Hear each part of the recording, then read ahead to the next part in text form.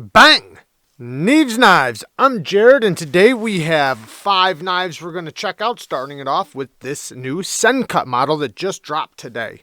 This is the Sencut Cytus, and it's a pretty lightweight EDC knife in D2 steel, relatively thin geometry, and it is a flipper action.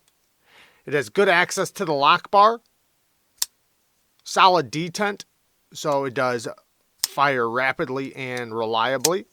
Micarta scales, but I'm sure it comes in multiple different options. And in this case, we have a deep carry clip that's inset with flat screws and reversible. Love to see that. Ergonomically, it is a slim knife, but it's fairly comfortable. I do feel the clip kind of flexing a little bit, but it's not going to be a problem. The jimping is very grippy, offers a lot of traction, and it's placed well. So with slicing, it should be very, very good, whether you're pull cutting or push cutting. Utility cuts will be decent. It's not the lowest dropping tip, but you should still be able to get by with it. My one negative is the sharpening choil and plunge grind, and we're going to see that as a running theme through this video.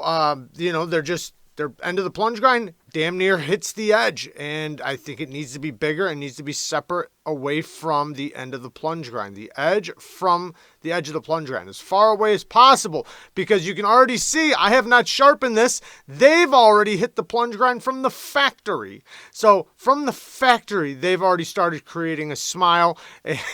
So come on, that's obviously going to happen to me now when I go to sharpen it, if the factory can't even sharpen it without hitting it. And yeah, it's an affordable EDC knife, and like I said, it just dropped today, so I'll have it linked down in the description for you guys if you guys want to check out the new Sencut model. Next is the new Trivisa button lock, and this is the Aries, and it's pretty cool. We have a nice hollow ground sheep's foot blade in 14C 28N. I like how it kind of sweeps up a little bit. It's going to work really good for utility cuts and slicing, especially with the hollow grind. It's not like super, super thin, but the hollow grind is going to keep it around the same thickness behind the edge even after a few sharpenings. Micarta scales that seem like relatively decent micarta, inset deep carry clip with flat screws, and it is very, very comfortable in the hand. So passing through materials and manipulating the knife is going to be very, very nice. Now the detent, they did a really good job on this detent. It is very snappy, has a pretty cool sound to it, and you do have the whole deployment where you can reverse flick it. The thumb flick, it's a little tight, but you can do it.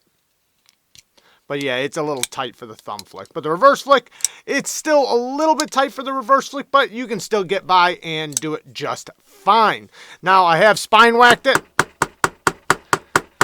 and it seems like it's holding up very, very well. At least this one. Now, the one complaint I do have is the sharpening choil and plunge grind. Not a big fan of the plunge grind and sharpening choil on this. I wish they would move that or back up the end of the plunge grind so that there's a gap between the end of the plunge grind and the edge so that people can sharpen it. It has a hollow grind, so it'd be nice to be able to sharpen it and not have to worry about creating a smile. But it's a relatively affordable EDC knife. From Trivisa, running about right around $69, $99, $70. I think that's the exact price. But let's get to the next one. Next is the Megaron Tacog, also a hollow ground 14C 28N blade, and this one's really affordable for $39. Now, this one's in G10 with a deep carry clip that's not reversible. It does have T8 hardware all the way around except for the clip. Great access to the lock bar and very, very smooth action. This has one of the best front flippers you could ask for. One, you can go from the front, you can go from the top, you can do the side trick, you can do the reach over. It is so fidgety, it's insane how good it is.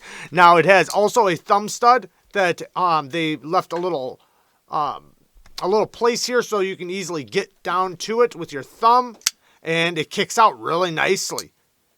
Now, the one negative, which is not really that big of a deal, it doesn't have a double-sided thumb stud, so you can't flick it from the thumb stud. You can kind of reverse flick it, but the thumb flick is definitely better. But this top flipper, though, you can even slow roll it around and it will lock it in place. They did a great job on this front flipper, not only with the detent, but also with the leverage point and how much hangs out. Now, this is a straight back, so if you lay it on a table, the spine is flat against the surface, so it is a straight back. So this is more of a tougher use knife as far as blade shape goes. I'm not saying it's a hard use knife itself. I'm saying the blade shape design is made to be a little bit harder, like for cutting ropes and things like that. You know, not necessarily for great utility cuts, but for where you need to bear down on the belly and you need some spine strength. So it's going to slice really good. You're going to be able to cut straps really good. You're going to be able to cut ropes and stuff. And if you need to do a utility cut, you could probably get by just fine.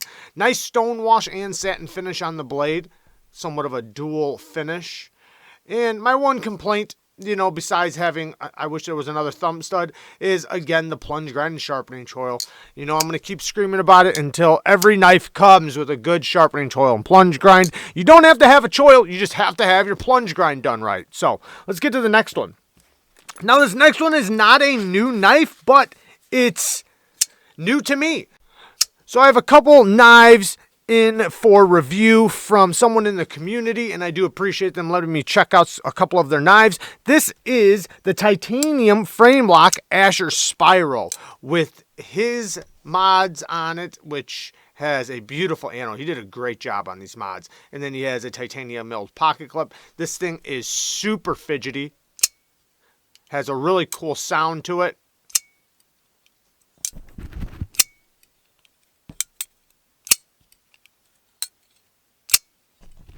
And the whole deployment's very easy to get to. S35VN drop point blade, really nice geometry, nice and thin blade stock, very slim scales, but it's also still very comfortable. This is going to cut really, really good. Yeah, I like this thing quite a bit. Now, my one complaint would be, actually there's two, but I wish there was a better access to the lock bar. It is a little tight. Now, it's not uncomfortable. It's fine. It's not that big of a deal, but I just prefer a little bit more access right there so I can come right from the side. This one's not horrible, but, you know, it's just something I personally would like a little bit more of. And then the next thing, I wish the end of the plunge grind was back here. I wish this was the end of the plunge grind instead of the start of it.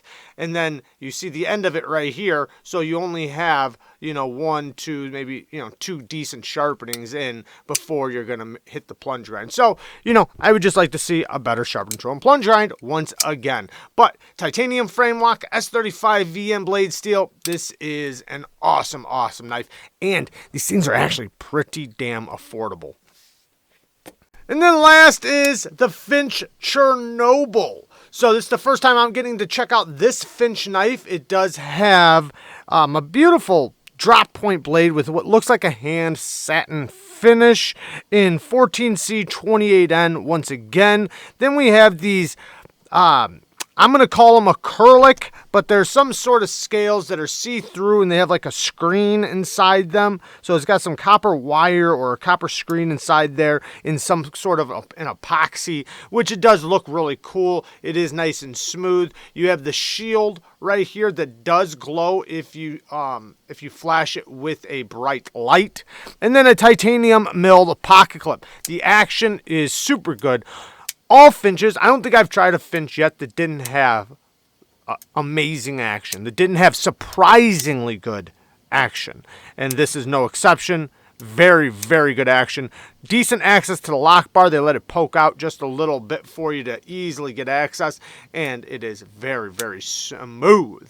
My one complaint, again, sharpening tool and plunge grind. These companies need to start doing better. Now, I do like that you can take advantage of the flipper tab right here and choke up a little bit. That does feel pretty comfortable in the hand, especially for such a small knife. But with this drop point blade, it's going to be very useful as an EDC knife.